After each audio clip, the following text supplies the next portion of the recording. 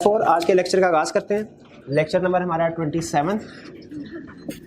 ये एंड वाले जो भाई है, भाई साउंड ठीक है, कमी बेशी की ज़रूरत तो नहीं। आज हमारा लास्ट कंसेप्ट हम डिस्कस करेंगे इस चैप्टर के। चैप्टर 6 बड़ा चैप्टर था हमारा। आज इसका कंसेप्ट वाइज लास्ट लेक्चर होगा। कल के लेक्चर में हम इसके MCQs को डिस्कस करेंगे, और अगर टाइम मिला तो हमारा जो टेस्ट 2 है उसको भी हम डिस्कस करेंगे। स्टडी करने जा रहे हैं consequences of non performance on time, और दूसरा एप्रोप्रिएशन ऑफ पेमेंट। दो कंसेप्ट्स हैं। कॉन्सिक्वेंसेस ऑफ, एक है consequences of breach of contract. Breach of contract में और नॉन परफॉर्मेंस ऑन टाइम में थोड़ा सा फर्क है। फर्ज कीजिए किसी पर्सन से मैंने एग्रीमेंट किया कि वो 20 तारीख को मुझे कुछ गुड्स डिलीवर करेगा, और वो 20 तारीख को आके कहता है कि वो गुड्स डिलीवर कर ही नहीं रहा, गुड्स डिलीवर कर ही नहीं रहा। यह है breach of contract. Breach of contract ये कंसेप्ट नहीं है। ये कंसेप्ट क्या है कि 20 तारीख को वो आया, उसने कहा सर मैं गुड्स आपको डिलीवर तो कर दूंगा 20 को नहीं 30 तारीख को, 20 नहीं 30 तारीख को। ये है नॉन परफॉर्मेंस ऑन टाइम। इसमें जो अहम वर्ड है ना वो नॉन परफॉर्मेंस के ऊपर नहीं है फोकस, इस कंसेप्ट में फोकस होगा ऑन टाइम के ऊपर, ऑन टाइम के ऊपर कि क्या करूँ। ठीक है, हाँ बात ये भी आगे चल के जब हम डिस्कशन करेंगे ये बीच की तरफ जाएगी, लेकिन बेसिक कंसेप्ट आपने ज़हन में रखना है कि ऑन टाइम का कंसेप्ट डिफरेंट है और ब्रीच का कंसेप्ट डिफरेंट है। ठीक है, ऑन टाइम में वो कहता है आपने दो चीज़ों को कंसिडर करना है फिर आगे डिसीजन करना है ब्रीच ऑफ कॉन्ट्रैक्ट हुआ कि नहीं हुआ, जबकि सिंपल ब्रीच ऑफ कॉन्ट्रैक्ट में तो हम आगे उसे डैमेजेस की तरफ ले जाते हैं। तो यह consequences of non performance of contract on time. फिर इसके बाद है एप्रोप्रिएशन ऑफ पेमेंट। एप्रोप्रिएशन का मतलब होता है एलोकेशन। नॉर्मली जो ट्रेडर्स होते हैं उनका आपस में लेन देन चलता रहता है, ठीक है, और वो करते क्या है कि कहते हैं एक दूसरे के साथ, जैसे एक मार्केट में अगर दो ताजिर बैठे हैं तो बाज़ औक़ात ऐसा होता है कि कस्टमर किसी एक ही शॉप पे आया और उसके पास वो प्रोडक्ट नहीं है, तो दुकानदारों की आपस में अरेंजमेंट होती है। वो क्या करते हैं कि वो किसी दूसरे के दुकान से मंगवा लेते हैं, बाद में मंथ एंड के ऊपर या डे एंड के ऊपर या वीक एंड के ऊपर जो भी उनकी अरेंजमेंट है पेमेंट कर देते हैं। या समटाइम सप्लायर्स होते हैं, सप्लायर से जब जो चीज़ें क्रेडिट पे खरीद रहे होते हैं तो डिफरेंट उन्होंने पॉइंट ऑफ टाइम पे डिफरेंट गुड्स को बाय किया होता है। कंसेप्ट हमें यह समझा रहा है एप्रोप्रिएशन ऑफ पेमेंट का कि जिस कंपनी ने चीज़ें खरीदी हैं, जिस पर्सन ने चीज़ें खरीदी हैं, जब वो पेमेंट करेगी तो ये किस डेट की पेमेंट समझी जाएगी? क्या फर्स्ट डेट की पेमेंट समझी जाएगी, लास्ट डेट की पेमेंट समझी जाएगी, या इसको इक्वली डिवाइड किया जाएगा हर पेमेंट्स में, प्रोपोर्शनेटली हर डेट की पेमेंट समझी जाएगी? ये कंसेप्ट डिस्कस होगा एप्रोप्रिएशन ऑफ पेमेंट में। दोनों का मेन थीम समझ आ गया? Consequence of non performance on time में हम क्या सीखेंगे? अगर किसी पार्टी ने अपना प्रॉमिस टाइम पे पूरा नहीं किया तो उसके क्या कॉन्सिक्वेंसेस होंगे। और एप्रोप्रिएशन ऑफ पेमेंट का मतलब क्या है? जब एक पार्टी किसी दूसरी पार्टी को पेमेंट करती है, क्योंकि उसने पास में उससे कुछ डेट्स ड्यू थे, उन डेट्स की पेमेंट करती है, तो वो पेमेंट किस डेट की समझी जाएगी? फर्स्ट की, लास्ट की, के एवरेज पेमेंट सारे डेट्स की? ये कंसेप्ट है दो। राइस की बुक का रेफरेंस भी मौजूद है आपके सामने, आईकैप की बुक का रेफरेंस भी मौजूद है। चैप्टर 6 में एक कंसेप्ट डिस्कस हुआ आईकैप की बुक में, और एक कंसेप्ट चैप्टर 7 में डिस्कस हुआ है। असाइनमेंट भी नोट कर लीजिए। हम कोशिश करेंगे एंड पे टाइम बचे तो इस असाइनमेंट को हम क्लास में ही डिस्कस कर लें। आपने घर जाके एक दफ़ा इसको पास पेपर के खासतौर पे जो क्वेश्चन उनको रिटन फॉर्म में भी अटेम्प्ट करना होगा। और खासतौर पे जो आपकी आज की होम असाइनमेंट है ना वो है MCQs। आपको पता है कि हर चैप्टर के एंड पे फिर हम MCQs को अटेम्प्ट करते हैं उस चैप्टर से रिलेटेड, तो आपने MCQs को भी अटेम्प्ट करना है। राइस की बुक यूज़ कर रहे हैं, राइस की बुक से आईकैप की बुक यूज़ कर रहे हैं, तो उस बुक से आपने इन MCQs को अटेम्प्ट करना होगा। क्लियर जी? अब बुक, हाँ अच्छा, बुक जो है वो फाइनल करके मैंने पब्लिशिंग के लिए भेज दी हुई है।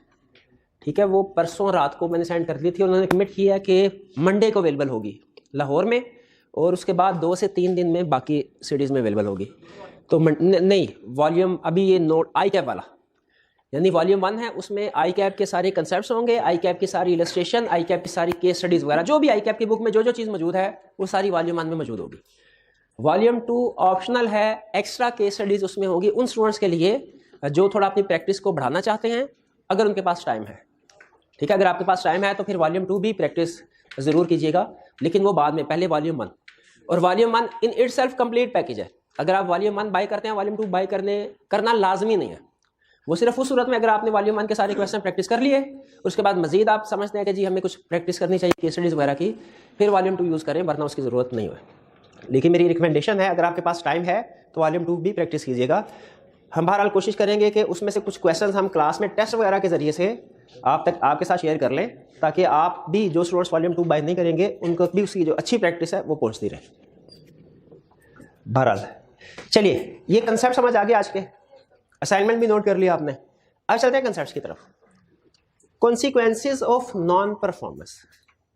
अगर किसी पार्टी ने अपना प्रॉमिस, अपना वादा टाइम पे, ड्यू डेट पे पूरा नहीं किया, तो कॉन्सिक्वेंसेस क्या होंगे? ये डिपेंड करता है टाइम एसेंस है या टाइम एसेंस नहीं है। एसेंस मीन्स एसेंशियल चीज है, एसेंशियल है कि नहीं है, या क्रिटिकल है कि नहीं। कुछ एग्रीमेंट क्रूशल है कि नहीं।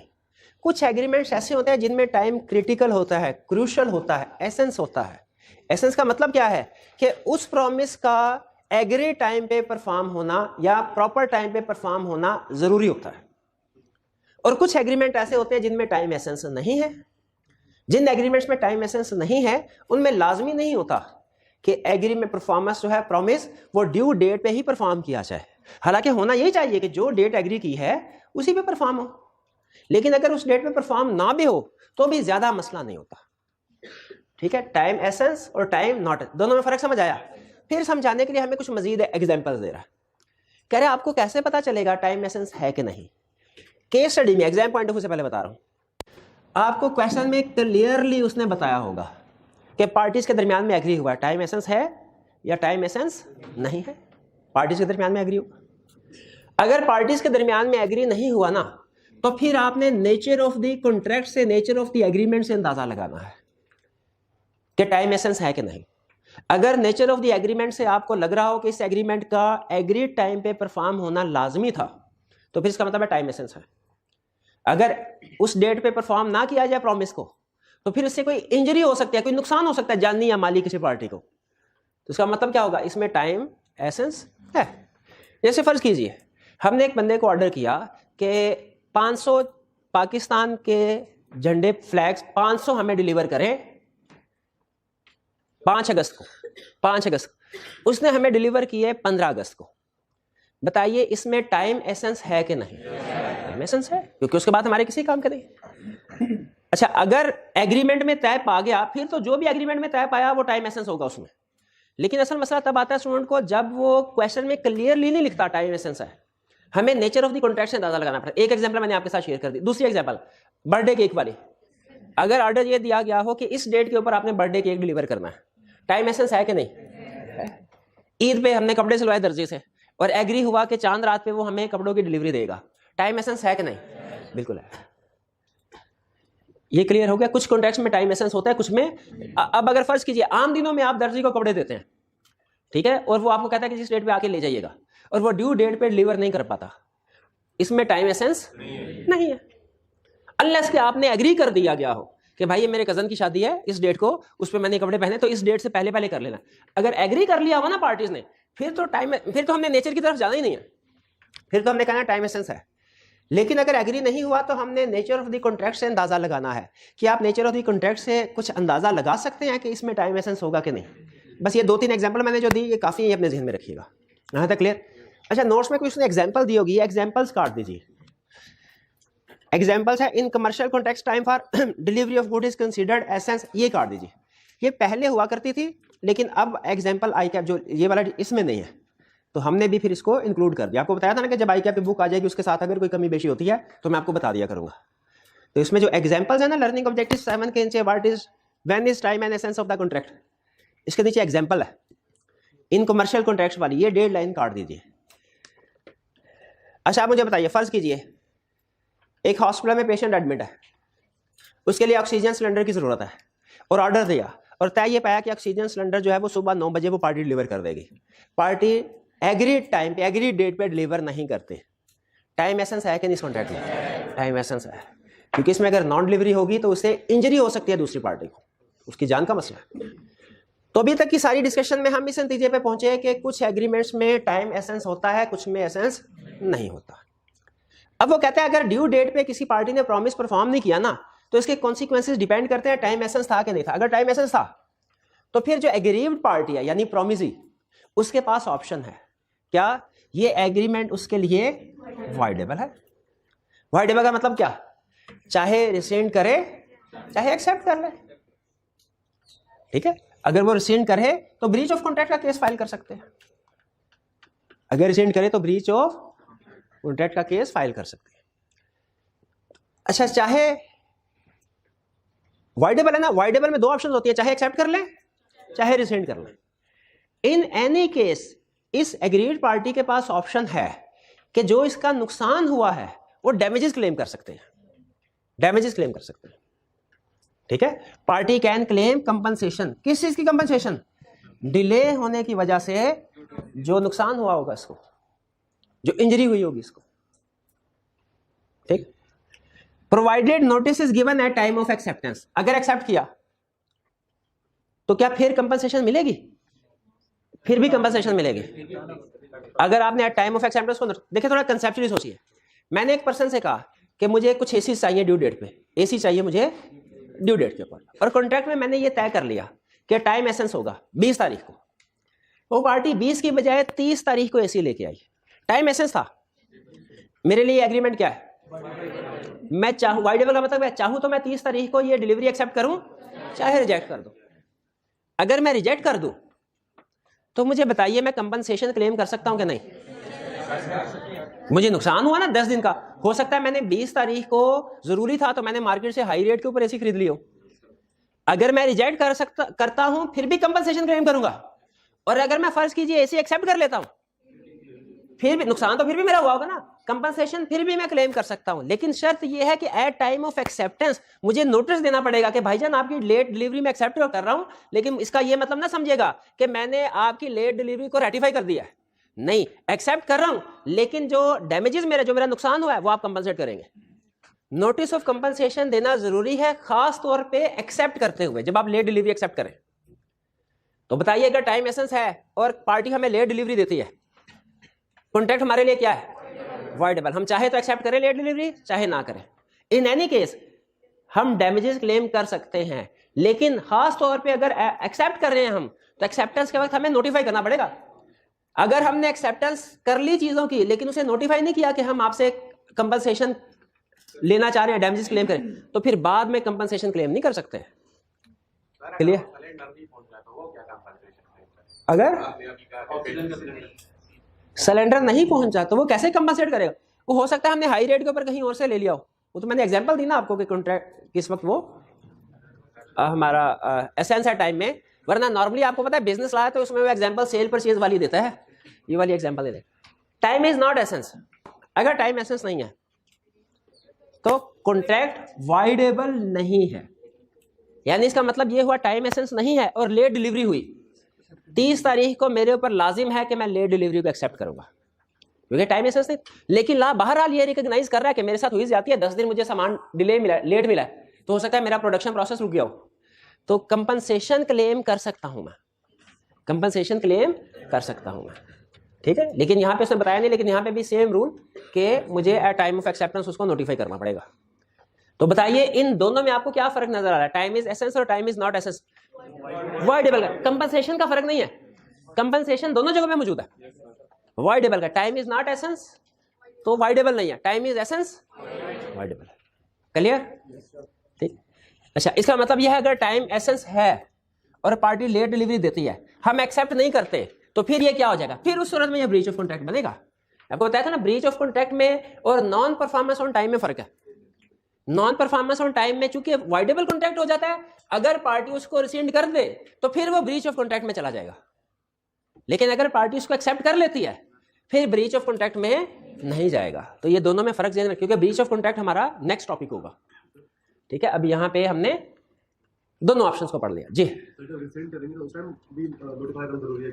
जब रिसेंड करेंगे बिल्कुल उस टाइम भी, जब रिसेंड करें तो उस टाइम नोटिफाई करना लाजमी नहीं है, क्योंकि आपका रिसेंड कर देना इस बात का सबूत है हाँ कि आप कंपनसेशन चाहते हैं, अब आपके लिए एग्रीमेंट जो है वो वैलिड नहीं है। ये कंसेप्ट क्लियर हो गया, सिंपल कंसेप्ट था, इसमें कोई लंबी चौड़ी बात नहीं है। सिर्फ आप जो स्किल है ना आप में वो ये है कि पहचानना है कि कब टाइम एसेंस है और कब नहीं है। ICAP की पास पेपर की केस स्टडी में नॉर्मली वो बता दिया करता है कि टाइम एसेंस है, हमें नेचर के ऊपर जाने की जरूरत नहीं पड़ती, लेकिन फिर भी एहतियातन मैंने आपको बता दिया। कुछ हम प्रैक्टिस भी करेंगे एग्जांपल्स की, जिससे हमें अंदाजा हो जाएगा कि अगर फर्स्ट कीजिए हमसे ये कंसेप्ट टेस्ट करता है कि इस कॉन्ट्रैक्ट में टाइम एसेंस है कि नहीं, हम उसको बाय नेचर भी इवेल्युएट कर सके। लेकिन एग्जाम में नॉर्मली क्वेश्चन में स्पेसिफाइड होता है कि पार्टी एग्री कर चुकी है टाइम एसेंस होगा या टाइम एसेंस नहीं है। Next concept appropriation of payment. ये भी बहुत आसान कंसेप्ट है, आज के दोनों कंसेप्ट आसान है। एप्रोप्रिएशन का मतलब समझ लीजिए, जिसने मतलब समझ लिया उसके लिए कंसेप्ट इजी हो गया। Application to date, application to date. फर्ज कीजिए मैं ट्रेडर हूं, ये मुझे माल सप्लाई करते हैं भाई, मैंने 1 जनवरी को इनसे 10,000 का माल उठाया, फिर उसके बाद 12 जनवरी को 15,000 का, और फिर इसके बाद 25 जनवरी को 7,000 का। ये टोटल हो गया 32,000। मैंने इनको चेक भेजा 5,000 का, 5,000 का चेक भेजा। इसकी पेमेंट समझी जाएगी, इस वाली डिलीवरी की पेमेंट समझी जाएगी, या लास्ट वाली की? इसी का जवाब लाने दिया।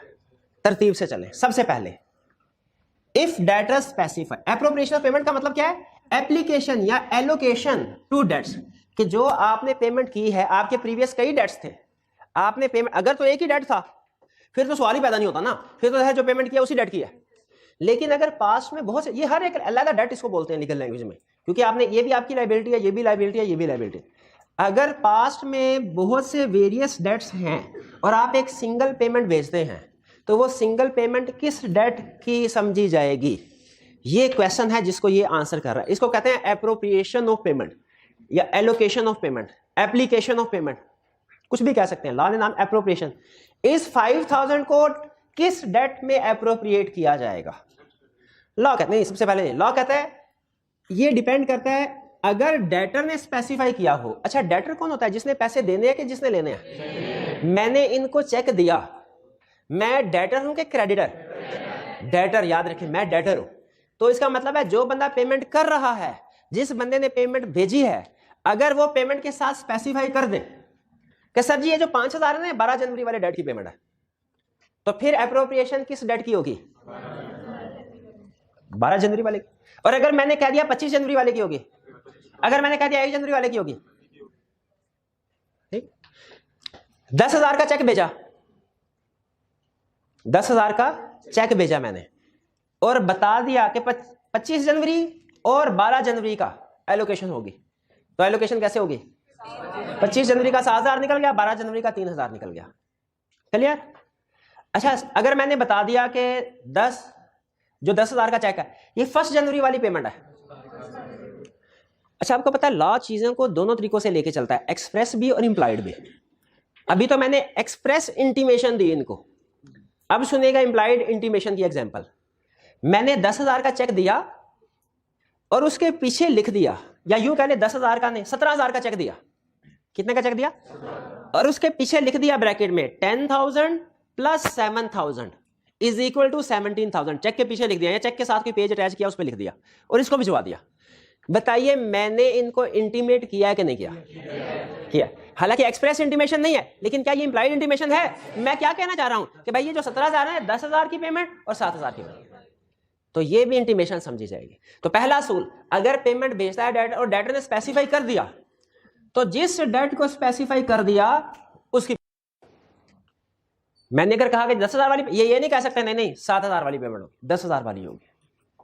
आपके जहन में ये क्वेश्चन आ रहा होगा कि इससे क्या फर्क पड़ता है, पैसे तो सारे देने हैं ना, 32 का 32,000 ही देना है, तो मैं ये क्यों कह रहा हूं कि ये वाला डेट नहीं, ये वाला डेट? इसलिए कि कुछ डेट्स ऐसे होते हैं जो टाइम बार्ड होते हैं, टाइम बार्ड होते हैं, उनमें प्रॉब्लम आती है कि ये अगर पहले वाला डेट फर्ज कीजिए 4 साल पुराना है, मैंने इनको इंस्ट्रक्शन दी और मैं ये कहना बताना भूल गया कि ये इस वाली की पेमेंट है, तो लॉ क्या कहता है भला? लॉ कहता है अगर डेटर ने स्पेसिफाई नहीं किया ना, तो फिर क्रेडिटर की मर्जी है। If debtor does not specify कि मैं जो पेमेंट भेज रहा हूं किस डेट का डिस्चार्ज होगा, तो फिर क्रेडिटर की मर्जी है, एज क्रेडिटर विश। क्रेडिटर चाहे, क्रेडिटर कौन है हम दोनों में?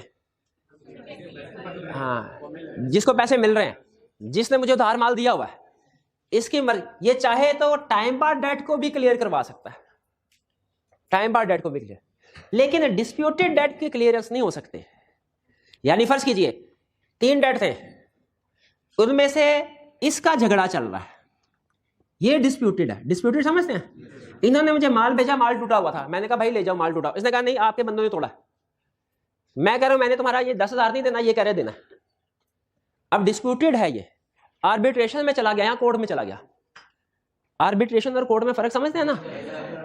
कोर्ट का मतलब अदालत में चला, आर्बिट्रेशन का मतलब क्या? आर्बिट्रेट पार्टी जो होती है बाजू का कौंसल वगैरह जैसे पंचायत वगैरह होती है, आउट ऑफ कोर्ट सेटलमेंट, शाबाश, ये डिस्प्यूटेड डेट है। मैंने इनको चेक भेजा 15,000 का और स्पेसिफाई कर दिया ये 12 जनवरी की पेमेंट है, तो ये किसकी पेमेंट है? क्या ये कह सकते हैं नहीं 10,000 पुरानी है और 5,000 इसकी है? ये पहले वाला केस। अगर मैंने 15,000 का चेक तो इनको भेजा, लेकिन ये बताना भूल गया कि किस डेट की पेमेंट है, तो बताइए क्या ये इस 15,000 को इस डेट की पेमेंट समझ सकते हैं? ये डिस्प्यूटेड डेट, डिस्प्यूटेड है। इसकी पेमेंट समझ सकते हैं? इसकी पेमेंट समझ सकते हैं? अच्छा फर्ज कीजिए ये अगर टाइम बार डेट है, टाइम बार डेट, टाइम बार यानी है डेट, दोनों पार्टीज को पता है, लेकिन वक्त गुजर चुका है, 3 साल गुजर चुका है, लीगली रिकवरी नहीं हो सकती, टाइम बार डेट है 15। क्या अब ये समझ सकते हैं कि ये डेट ये पेमेंट इस डेट की रिकवरी है? ये कर सकते हैं। यानी इसका मतलब ये है अगर मैंने स्पेसिफाई नहीं किया ये पेमेंट किस डेट की है, तो क्रेडिटर की मर्जी है जिस मर्जी डेट में एलोकेट कर दे। हाँ, डिस्प्यूटेड डेट की एलोकेशन नहीं कर सकता। क्या टाइम बार्ड की कर सकता है? बिल्कुल कर सकता है। ये क्लियर? अगर डेटर ने स्पेसिफाई कर दिया तो जो स्पेसिफाई किया वो, अगर डेटर ने स्पेसिफाई नहीं किया क्रेडिटर की मर्जी है जिस मर्जी डेट में एडजस्ट करवा ले, लेकिन कौन से डेट में एडजस्टमेंट नहीं हो सकती? डिस्प्यूटेड में। तीसरी, अगर क्रेडिटर, डेटर ने स्पेसिफाई नहीं किया, क्रेडिटर ने भी स्पेसिफाई नहीं किया, यानी क्रेडिटर ने भी चुप करके पैसे रख लिए, मुझे ये इतला नहीं थी सर आपकी जो पेमेंट थी ना मैंने इस में एडजस्ट कर लिया, ये मुझे इतला नहीं दी, मैंने भी चुप करके पेमेंट कर दी, इन्होंने चुप करके पेमेंट रख ली। अब ये किसकी पेमेंट समझी जाएगी? लॉ कहता है ये पेमेंट समझी जाएगी according to order of time, यानी जो सबसे पुराना डेट है वो पहले रिकवर होगा। फिर उसके जैसे मैंने 15,000 दी है, 15,000 दिए, तो अगर फर्ज कीजिए ये चीजें नहीं है, डिस्प्यूटेड नहीं है, ना मैंने मेंशन किया किस डेट की पेमेंट है, ना इन्होंने एलोकेशन की, अब बात लॉ के ऊपर आ गई। लॉ क्या कहता है कैसे एलोकेशन होगी? ऑर्डर में, यानी 10,000 ये क्लियर हो जाएगा, 5,000 ये क्लियर हो जाएगा। फर्स्ट इन फर्स्ट आउट, शाबाश, वो जो काउंटिंग में पढ़ते थे फर्स्ट इन फर्स्ट आउट। लेकिन इस फर्स्ट इन फर्स्ट आउट में डिस्प्यूटेड डेट नहीं एडजस्ट करना, टाइम बार्ड कर सकते हैं। देखिए उसने एरो बनाया, ये एरो बनाने का मतलब क्या है कि वही रूल जो यहां पे है ना वही रूल इधर भी होगा, यानी डिस्प्यूटेड डेट एडजस्ट नहीं कर सकते, टाइम बार्ड कर सकते हैं। और अगर बाजू का डेट्स के साथ मार्कअप भी तो ड्यू होता है, अगर डेट्स और मार्कअप दोनों ड्यू हैं तो फिर पहले मार्कअप एडजस्ट होगा बाद में डेट होगा।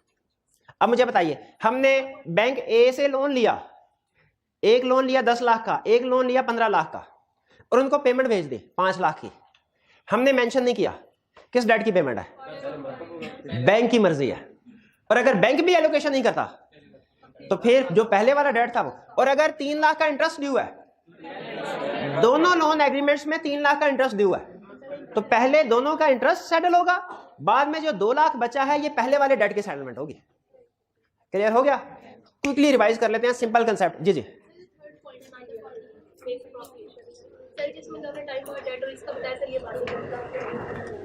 अगर डेटर स्पेसिफाई ना करे किसकी मर्जी चलेगी? क्रेडिटर चाहे जो मर्जी एलोकेशन कर ले। क्या टाइम बार डेट की एलोकेशन कर सकता है क्रेडिटर? क्या डिस्प्यूटेड डेट की कर सकता है? क्लियर? ये क्लियर?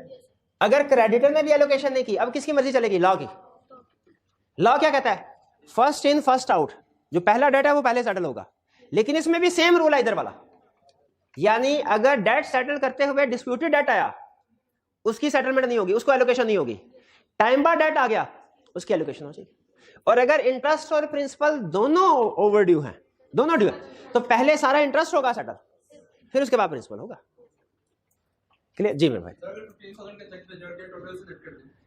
15, अच्छा अगर ओके 15,000 का चेक भेजा और उसने कहा टोटल से नेट कर दो, तो इसका मतलब ये है कि उसने एलोकेशन नहीं की। अगर मैं 15,000 का चेक भेजता हूं और उन्हें कहता हूं भाई बाकी 17,000 है क्या हमारा, तो इसका मतलब क्या है कि मैं पेमेंट तो कर रहा हूं, एलोकेशन नहीं कर रहा। वो उसकी मर्जी, क्रेडिटर की मर्जी आ जाएगी। ठीक है जी, एक ही डेट है और वो डिस्प्यूटेड, तो इसका मतलब है वो उसी की एलोकेशन मैं दे रहा हूं उसको, फिर तो मतलब उसी की एलोकेशन होगी ना। चलिए अब ऐसा करते हैं, अब हम चलते हैं। देखें कंसेप्ट्स काफी हद तक समझ आ गए होंगे, लेकिन आपको पता है लॉ का रूल है ये, जब तक केस स्टडी सामने नहीं आती, आप केस स्टडी सॉल्व नहीं करते ना, तब तक कंसेप्ट सही तरीके से ज़हन में बैठता नहीं है। कंसेप्ट को बैठने के लिए कोई ना कोई एग्जांपल लाजमी चाहिए होती है, एग्जांपल के बगैर कोई लॉ का कंसेप्ट हमारे ज़हन में नहीं बैठता। इसीलिए अब हम इनकी एग्जांपल्स की तरफ चलते हैं। ठीक है जी, एग्जांपल्स आपके सामने होंगी, रीड कर ली। आपको 3 मिनट का टाइम दे रहा हूं, रीड कर लीजिए इसको जी, पॉज कीजिएगा। चलिए ओके, चलिए डिस्कशन स्टार्ट करते हैं।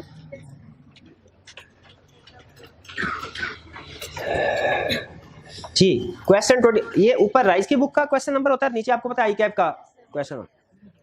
Adeel ordered Yum Bakers for a birthday cake to be delivered on 22 February. Is time essence of the contract. अब देखिए हालांकि पार्टी ने एग्री नहीं किया, लेकिन क्या नेचर ऑफ द कॉन्ट्रैक्ट से आपको अंदाजा हो रहा है कि इसका टाइम पे डिलीवर होना लाजमी है, वरना उस पार्टी को नुकसान हो जाएगा। करेक्ट, इसमें टाइम एसेंस है। Next 22, Asma a singer enters into a contract with Babar the manager of a theatre. आपको बताया था ना लॉ में सबसे ज्यादा जो एग्जाम, एक वो घोड़े वाली एग्जांपल है और एक सिंगर वाली example. The manager of a theatre to sing at his theatre 2 nights in every week for the next 2 months. Babar agrees to pay her ₹100 for each performance. इनके दरमियान टर्म्स एंड कंडीशन तय पाई। On 6 nights, Asma willfully absents herself from the theatre. What option do Babar have in this situation? Agreement, अब देखें non performance of the contract, agreement voidable है at the option of Babar। ठीक है, अच्छा अब मुझे ये बताइए, बाबर voidable है, अगर बाबर इसको रिसेंड कर देता है, वाइडेबल में दो ही बातें होंगी ना, या तो कॉन्ट्रैक्ट खत्म हो जाएगा या कॉन्ट्रैक्ट चलेगा। अगर बाबर रिसेंड कर देता है उसके पास क्या राइट है, डैमेजेस कंपनसेशन क्लेम कर सकता है। और अगर बाबर एक्सेप्ट कर लेता है, 7th नाइट सिंगर आए और बाबर उसे अलाउ कर दे, इसका मतलब है बाबर ने एक्सेप्ट कर लिया, क्या कंपनसेशन क्लेम कर सकता है? यस, अगर एट टाइम ऑफ एक्सेप्टेंस वो नोटिफाई कर दे। क्लियर? अच्छा यहां पे एक अगला कंसेप्ट, अगर 7th नाइट वो परफॉर्मेंस एक्सेप्ट कर लेता है, क्या 8th नाइट में थिएटर का जो मैनेजर है उसका माइंड चेंज हुआ, उसने कहा नहीं, इसने एक दफा जो पहले विलफुली एब्सेंट हुई थी तो मैं इसके साथ एग्रीमेंट रिसेंड कर देता हूं। एक्सेप्टेंस के बाद क्या कॉन्ट्रैक्ट रिसेंड किया जा सकता है? नहीं किया जा सकता। शाबाश, यहां तक क्लियर हो गया। आगे चलते हैं। B, Azam agree to deliver 20 books to Babar on 12th May 2011 in which delivery time was important. ये उसने क्यों लिखा है? ये हमें बता रहा है टाइम एसेंस है। मैंने आपको बताया था अक्सर केस स्टडीज में एग्जाम लेवल की वो खुद से बता देता होता है। Time was important as books were required for an exhibition. Azam fail to deliver by that time, what remedy is available to Babar? Voidable, ये सारा वाइडेबल है। अगर वो इसको रिसेंड कर दे डैमेजेस क्लेम कर सकता है, अगर एक्सेप्ट कर ले लेट डिलीवरी तो भी क्लेम कर सकता है, लेकिन उसे नोटिफाई करना पड़ेगा टाइम ऑफ एक्सेप्टेंस। बी में कोई issue? Next 23, Azam promises to deliver a car to Babar on 1st May. Azam delivers it on 9th May. Is Babar liable to accept the delivery? उसने बताया नहीं हुआ। अरे एक मिनट हरे, क्या उसने पार्टीज ने एग्री किया टाइम एसेंस है कि नहीं? टाइम हर एग्रीमेंट में होगा, एसेंस है कि नहीं ये वेरी करता है। टाइम होने का ये मतलब नहीं है कि एसेंस भी होगा लाजमी। टाइम एग्री हुआ है, देखिए टाइम तो हर एग्रीमेंट में होगा, कुछ एग्रीमेंट्स में टाइम एसेंस होता है, कुछ में नहीं होता। तो एग्री उन्होंने किया 1st मई को डिलीवर होगी चीजें, लेकिन टाइम एसेंस है कि नहीं ये डिपेंड करेगा पार्टी ने एग्री किया है कि नहीं। और चूंकि पार्टी ने एग्री नहीं किया उसमें नेचर, आपके ख्याल में जो गाड़ी की डिलीवरी है क्या, और इसी फैक्ट्स के अंदर रहते हुए बताएं, इसी फैक्ट्स के अंदर क्या ये लग रहा है टाइम एसेंस है? नहीं, मुझे भी नहीं लग रहा नेचर ऑफ द कॉन्ट्रैक्ट। ठीक है, तो ये डिलीवरी एक्सेप्ट करेगा, लेकिन हाँ एक्सेप्ट लाजमी करेगा, लेकिन लेट होने की वजह से डैमेजेस क्लेम कर सकता है। यहाँ पे एक चीज ध्यान में रख लें, वो स्टूडेंट ने हाईलाइट किया तो मैं क्लियर करना चाहता हूँ कि टाइम लिखा होने का मतलब ये नहीं कि टाइम एसेंस है। टाइम होना एक अलग चीज है और टाइम एसेंस ना होना एक अलग चीज है। टाइम होना ना होना अलग चीज है और टाइम का एसेंस होना ना होना अलग चीज है। टाइम लिखा होने का ये मतलब, देखिए इस कॉन्ट्रैक्ट में टाइम लिखा हुआ है, लेकिन क्या एसेंस है कि नहीं ये नहीं लिखा हुआ। ये हमने फिर डिसाइड करना है, ठीक है, ये हमने डिसाइड करना है। जी जी हाँ, बिल्कुल इस सिचुएशन में इस सिचुएशन में अहम चीज ये है, एग्रीमेंट वॉइडेबल नहीं है उसके लिए। हाँ, यानी बाबर गाड़ी की डिलीवरी एक्सेप्ट करेगा, वॉइडेबल नहीं है क्योंकि टाइम एसेंस नहीं है। हाँ, वो डैमेजेस क्लेम कर सकता है। अगर टाइम एसेंस होता इस केस में, उसने कहा होता उसे कि भाई मुझे 1 तारीख को चाहिए, टाइम एसेंस है, टाइम एसेंस है, अगर ये लिखा होता, फिर अगर लेट डिलीवरी होती तो वॉइडेबल होता था। किसी एक जगह पे, पता नहीं मुझे पास्ट पेपर में किस जगह पे, ये भी एग्जांपल है कि उसने एग्री किया इस डेट के ऊपर डिलीवरी करनी है और बता दिया साथ में टाइम एसेंस है गाड़ी की। जी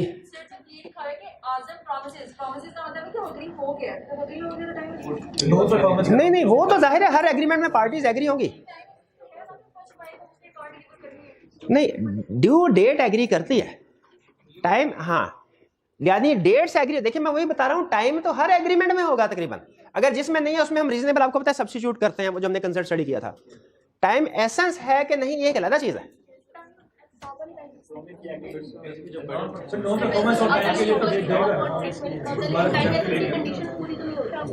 टाइम एसेंस की कंडीशंस पूरी नहीं हो रही, हाँ ये पॉइंट ठीक है। एक मिनट है, मैं बिल्कुल मैं बता रहा हूं। क्या एग्रीमेंट्स में जब बाइंग या सेलिंग की बात हो रही होगी किसी भी चीज की, टाइम एग्री होगा कि नहीं होगा, इससे एग्री करते हैं।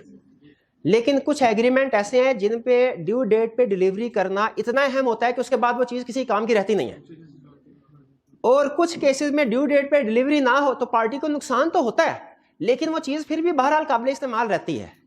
ये बात समझ आ रही है आपको? दोनों सूरतों में टाइम मेंशन होगा। लॉ ने दोनों सिचुएशन को सेपरेट किया है, क्योंकि वो कह रहा है जब आपने किसी के साथ एग्रीमेंट किया और वो चीज उसी डेट के ऊपर उस तक पहुंचना जरूरी थी, वरना उसके बाद उसके किसी काम की नहीं है, तो इसमें अगर लेट डिलीवरी की गई तो वो पार्टी रिजेक्ट कर सकती है, डिलीवरी एक्सेप्ट नहीं करेगी।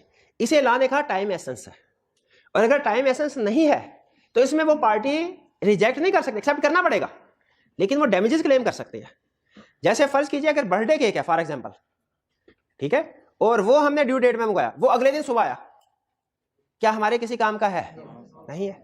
लेकिन अगर फर्ज कीजिए कि बर्थडे केक ना होता, वो फिर अगले दिन उसने डिलीवर किया, तो मे भी अभी भी हमारे लिए यूजफुल हो, हम उसको अभी भी इस्तेमाल कर सकते हैं। लेकिन इस सूरत में एग्रीमेंट हमारे लिए, पहले वाले केस में जब ड्यू डेट पे बर्थडे पे आना जरूरी था, उसमें टाइम एसेंस था, हम कॉन्ट्रैक्ट को कैंसिल कर सकते हैं, हम कहेंगे ले जाओ केक हमारे किसी काम का नहीं है।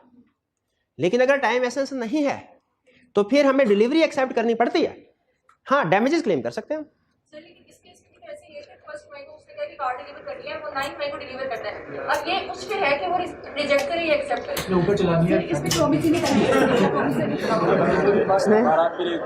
क्या कह रहा है भाई? ऊपर चला दिया ना, 2 दिन बाद चला लेगा तो एक्सेप्ट तो करेगा तो हाँ ऊपर से नहीं मैं बता कंसेप्ट ये देखें आप ना, नहीं मैं जैसे आपको सोचवा रहा हूं ना, आपने वैसे सोचना है, ओवर थिंकिंग नहीं करनी। ओवर थिंकिंग सुन लें, टाइम होना ना होना एक अलग चीज है, टाइम एसेंस होना ना होना अलग चीज है।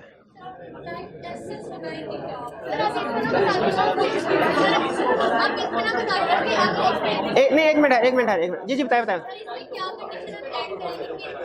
हाँ ठीक समझ आ गया, बिल्कुल लिंक करवाया, बिल्कुल ठीक। आप ये समझना चाह रही हैं कि सर इस टाइम में कैसे पता चला टाइम एसेंस है कि नहीं? हाँ शाबाश, तो यूं पूछे नहीं आप ऐसे पूछ रहे थे, मैं नहीं समझ पा रहा था, वो इन्होंने मुझे हिंट दिया तो मुझे समझ लग गया कि ऐसा मसला क्या। बिल्कुल ठीक। ये 2 कंडीशंस हैं, जब एग्जाम में इनमें से या प्रैक्टिकली भी इनमें से एक कंडीशन भी पूरी हो जाए तो टाइम एसेंस होगा, वरना नहीं होगा। पहली कंडीशन क्या है? जब पार्टीज एग्री कर, अगर उन्होंने एग्री कर लिया होता ना तो हमारी जिंदगी आसान हो जाती, हमारे 10 मिनट बच जाते। अगर इस कॉन्ट्रैक्ट में उसने कहा होता कि पार्टी ने एग्री कर लिया, ऐसे ही है, फिर तो आपका क्वेश्चन राइज ना होता ना, फिर तो आपको पता चल जाता कि टाइम एसेंस। एग्री नहीं किया, फिर कैसे डिसाइड करेंगे नेचर ऑफ द कॉन्ट्रैक्ट? अगर कॉन्ट्रैक्ट ऐसा है, आपको लग रहा है कि उसका ड्यू डेट पे परफॉर्म होना जरूरी है, ड्यू डेट के बाद चीजें काबिल इस्तेमाल नहीं रहेंगी, उसके लिए कोई जरूरत, तो फिर ये टाइम एसेंस, फिर टाइम एसेंस है, क्योंकि ड्यू डेट से पहले आना जरूरी है। ठीक है। पर आपने कहा, ये साथ जो बैठी हैं, हाँ आपने इनसे कहा कि मुझे कैलकुलेटर तो दो, मैंने क्वेश्चन करना है।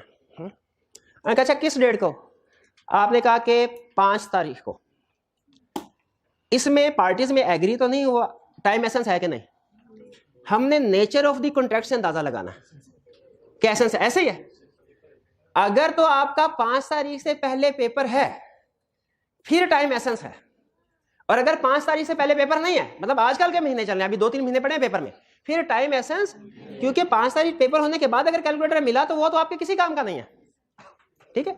अच्छा अब इसमें, अब यहां पे थे, अब एग्जाम में तो उसने हमें नहीं बताया हुआ कि आपका पेपर है कि नहीं। तो नॉर्मली क्या होता है, क्या कैलकुलेटर एसेंस होगा? नॉर्मली हम क्या अज्यूम करेंगे कि आपका पेपर था या आपने रूटीन में होम असाइनमेंट के लिए क्वेश्चन मांगा?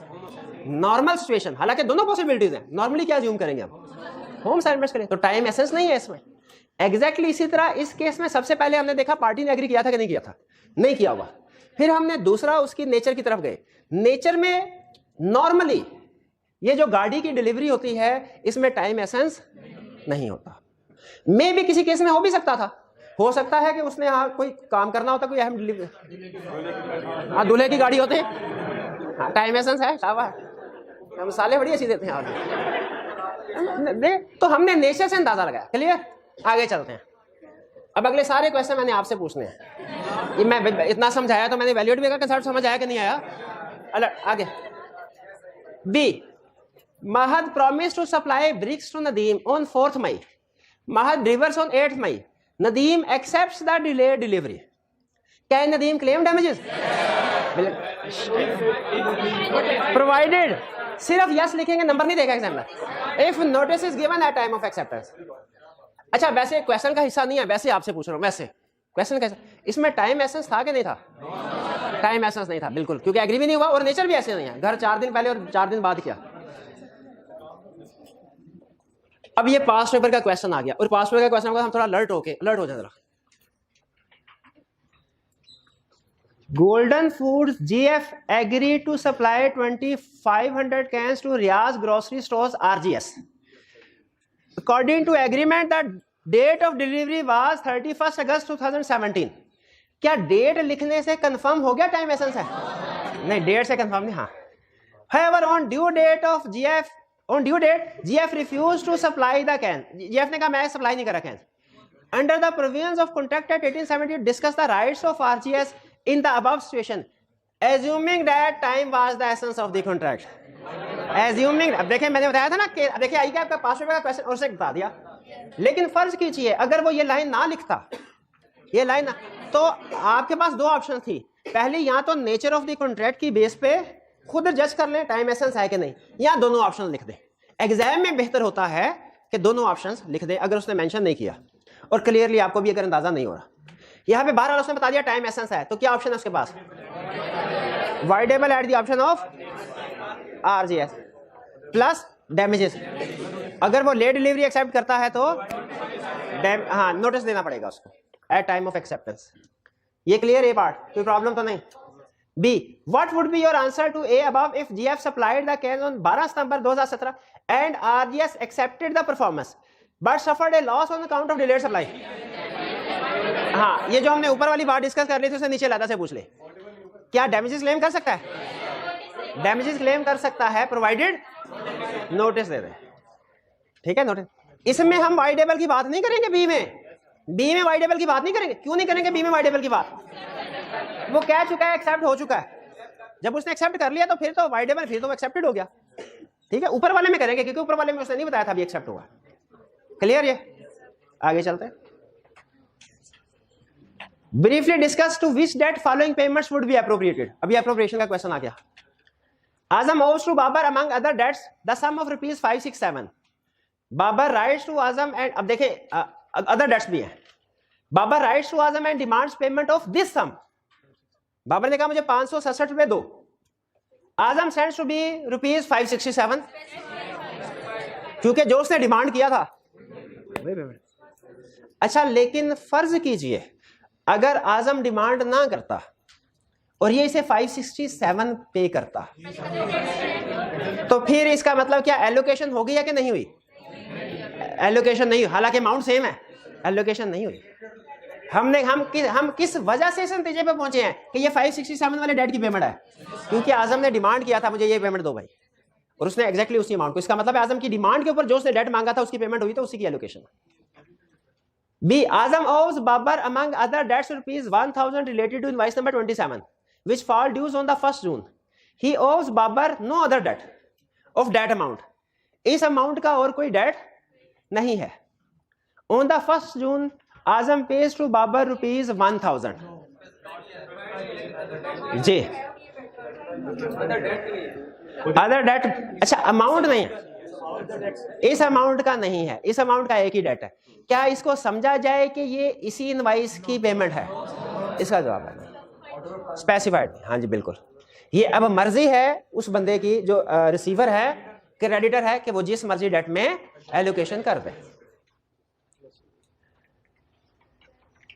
Next see, Azam owes several debts to Babar, one of them of rupees 100,000 is time barred.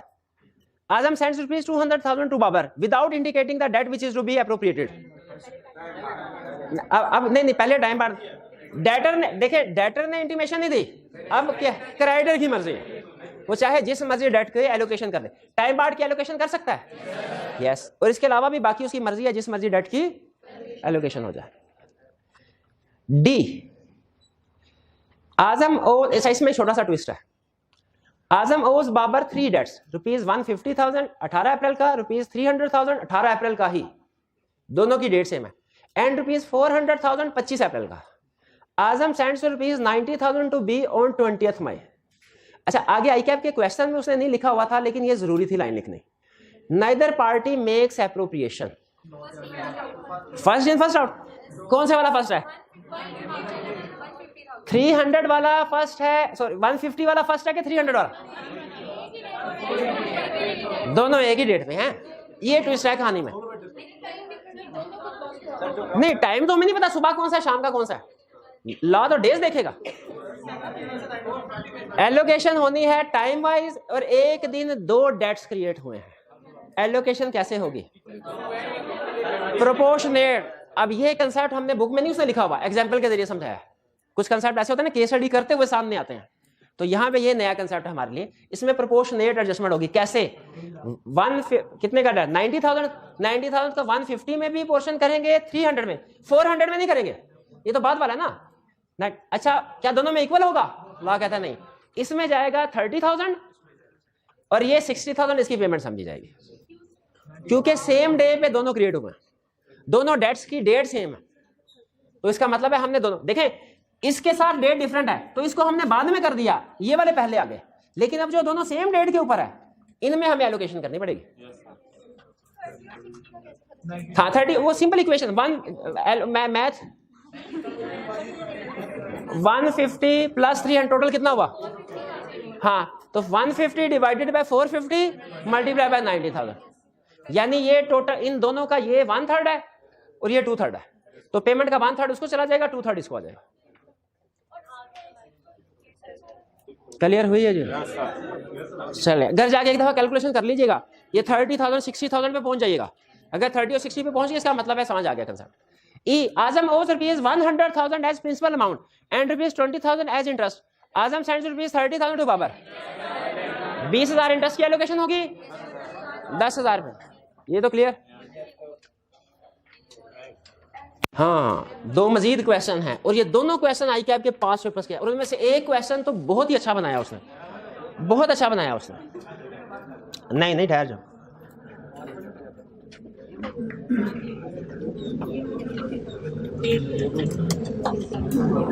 Ji question 26। अच्छा गारंटी वाला कंसेप्ट तो मैंने आपको बताया ना, गारंटी का मतलब क्या होता है? किसी से उधार लिया और इन भाई ने कहा कि अच्छा ये गारंटी देता हूं इसकी, अगर इसने पैसे ना दिए तो मैं दूंगा। कह रहे following is the statement of sums payable by Nisar to Miraj on 4 March 2017। ये इनवाइस है 1 जनवरी 8 जून 2016, ये 2 लाख गारंटीड बाय और 150,000। अच्छा, पैसे वसूल किसने करने हैं? मेराज ने। और अदा ने। तो इमरान ने मेराज से कहा होगा कि अगर निसार ने पैसे ना दिए तो मैं दूंगा। Nisar sent a cheque for ₹100,000 on 5 March 2017 as there were no instructions from Nisar. There were no instructions from Nisar. Miraj adjusted the payment against amount of ₹150,000. Miraj ने ये जो 150 इसमें एडजस्ट कर लिया, इसको कह दिया बाकी 50,000 रह गया, इसको एडजस्ट नहीं किया। अच्छा, ये निसार बड़ा चालाक है। नहीं, मिराज बड़ा क्यों चालाक है वाला? उसे पता था यार ये तो गारंटी मिल ही जानी है, इसने ना दिए तो इसे ले लूंगा, इसका मसला है, तो उसने इसको एडजस्ट कर लिया। अच्छा, अब जब पेमेंट के fund the guarantor Imran objected to such appropriation. अब इमरान को भी मसला, उसने कहा पैसे दे दिए तो मेरी तो जल्द से जल्द लायबिलिटी खत्म हो, बेहतर है। उसने इमरान ने कहा कि भाई तुमने इसमें क्यों एडजस्टमेंट किया, इसमें करनी थी, ऑब्जेक्शन किया। Imran objected to such appropriation and claim that adjustment should be made in the order of the date of invoices, कि वो तो ऑर्डर में होनी चाहिए। Under the provision discuss whether the objection of Imran is justified. क्यों justified नहीं है? अगर डेटर ने एप्रोप्रिएशन नहीं की तो फिर क्रेडिटर की विश के मुताबिक एप्रोप्रिएशन हो गया, तो इसका मतलब क्रेडिटर ने जो एप्रोप्रिएशन की वो बिल्कुल ठीक है, बिल्कुल ठीक है। हाँ, अगर ये टाइम बार डेट होता तो फिर भी हो जाती एलोकेशन, डिस्प्यूटेड डेट होता ये नहीं होती। क्वेश्चन समझ आ गया? अब वो क्वेश्चन जो सबसे अच्छा आई कैप, जो मुझे बहुत पसंद है, ये आई कैप का क्वेश्चन। इसके 3 पार्ट्स हैं, एक एक करके करते हैं, एक एक करके। कह रहा है following is the statement of August 4, 2011 of sums payable bye Ubaid on account of clause supplied by Bilal. यानी बिलाल सप्लायर था, बिलाल ने माल सप्लाई किया उबैद को, उबैद ने पैसे देने हैं। पार्टीज की पोजीशन क्लियर हो गई? 1 जनवरी का 37,000 का चेक है, क्या कह रहा है आगे? टाइम बार्ड है। 2 मार्च का चेक, 2 मार्च की पेमेंट है 2009 की 20,000। 30 अगस्त की 50,000 गारंटीड बाय वसीम, और 28 अप्रैल 2011 63,000। कह रहा Ubaid sent a cheque of ₹70,000। Ubaid ने 70,000 का चेक भेजा अगस्त 5, 2011 को। There being no instructions from Ubaid. Ubaid ने कोई चेक तो दे दिया, इंस्ट्रक्शन अपने पैर पे खुद कुल्हाड़ी मारी। चेक भेज दिया, इंस्ट्रक्शन नहीं दी, अपने पैर पे खुद कुल्हाड़ी मारी उसने। Bilal adjusted the payment against the following. Bilal ने पेमेंट को इस तरीके से एडजस्ट किया। उसने कहा 1 जनवरी 2008, कौन सा ये? उन्होंने कहा टाइम बार तो पहले क्लियर करो ना, जो लीगली नहीं हो सकता। 37 वो क्लियर कर दिया, फिर 2 मार्च का 20,000 क्लियर कर दिया, 57 हो गया। 13 अभी भी बचा है, फिर 13 उसने जंप लगा के 28 अप्रैल पे आ गया। क्यों बता? चालाक आदमी। हाँ, उसे पता था ये तो मिल ही जाना, इसने ना दिया तो वसीम ने गारंटी दी हुई है, उसने जो अनगारंटेड था उसको सेटल किया।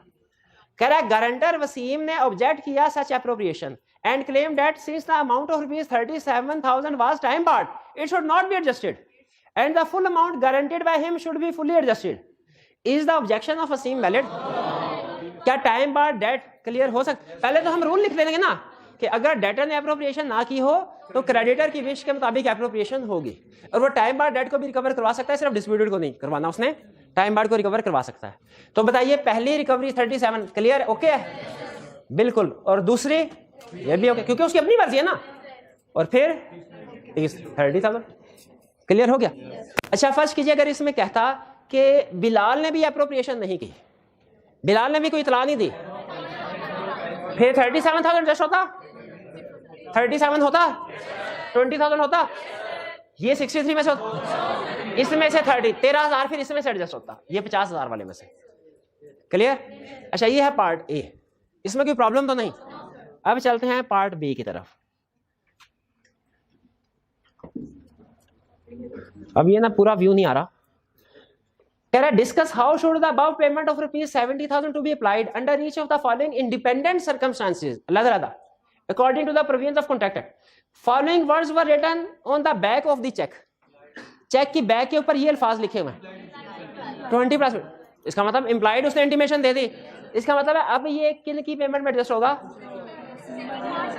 20 और 50। ये 70 ये ऐसे बन रहा था ना, 20 और 50, क्योंकि उसने मेंशन कर दिया बैक साइड पे, ये इम्प्लाइड इंटीमेशन है उसकी तरफ से। Next, no instruction about appropriation payment were given by Ubaid Bilal did not make any, ये तो हमने खुद ही डिस्कस कर दिया, हाँ बहाने से हमने डिस्कस किया तो उसमें डिस्कस भी कंसेप्ट हो गया कैसे allocation. C A was badly in need of money and offer to sell his motorcycle worth ₹50,000 to be for ₹10,000। 50,000 वाली मोटरसाइकिल 10,000 में बेचने का एग्रीमेंट कर लिया। Be accepted the offer but before the motorcycle could be delivered A received another offer for ₹35,000 and sold the motorcycle. Delivery से पहले उसे 35,000 की ऑफर आ गई, उसने कहा 10,000 छोड़ो 35,000 ये थोड़ा क्लोज है, फेयर है मार्केट से, तो उसने 35,000 में सेल कर दी motorcycle. A refuse to carry out the contract with B on the ground of inadequacy of consideration, is A liable to be for damages. क्या ए और बी के दरमियान में एग्रीमेंट हो गया था? 10,000 वाला एग्रीमेंट वैलिड था, लेकिन इसकी कंसीडरेशन तो एडिक्वेट नहीं थी। कंसीडरेशन होना जरूरी है, एडिक्वेट होना जरूरी नहीं है। इनएडिक्वेट कंसीडरेशन इज वैलिड, तो वैलिड एग्रीमेंट हो गया था। अब उसके बाद जब उसने 35,000 में सेल किया तो ब्रीच ऑफ कॉन्ट्रैक्ट है, ये उसे डैमेजेस पे करना पड़ेंगे। क्लियर जी? नहीं 10,000 नहीं, जो भी डैमेज जो भी नुकसान उसको हुआ होगा, डैमेजेस की अमाउंट यहाँ पे नहीं है। ये तो एग्रीमेंट हुआ था ना कि 10,000 में मोटरसाइकिल बेची जाएगी, अभी उसने पैसे नहीं दिए, एग्रीमेंट हुआ है, तो ये ब्रीच ऑफ एग्रीमेंट का केस है। डैमेजेस का ये मतलब नहीं होता कि जो एडवांस लिया दिया गया है वो वापस होगा। डैमेज ये तो कहते हैं रेस्टिट्यूशन या रिस्टोरेशन ऑफ बेनिफिट। डैमेजेस का मतलब जो नुकसान हुआ, तो ये बी को बताना होगा कि मेरा कितना नुकसान हुआ है, वो उसको कंपनसेट हो जाएगा। हाँ प्रूव करना पड़ेगा। अच्छा अब ये नेक्स्ट टॉपिक का क्वेश्चन है, अगर बी कहे कि मुझे 10 लाख का नुकसान हुआ है, क्या 10 लाख पे कर दिए जाएंगे? इस नहीं, इसको प्रूव करना पड़ेगा, प्रूव करना पड़ेगा कि कितना नुकसान हुआ है, और इसकी कैलकुलेशन को अलाउ करते हुए कोर्ट देखेगी जो जो रीजनेबल एक्सपेंस है उसको अलाउ करेगी, जो रीजनेबल एक्सपेंसेस नहीं है उसे क्रॉस कर देगी। क्लियर हो गया ये हमारे का? अच्छा आपकी होम असाइनमेंट याद है आपको? एमसीक्यूज आपने अटेम्प्ट करा?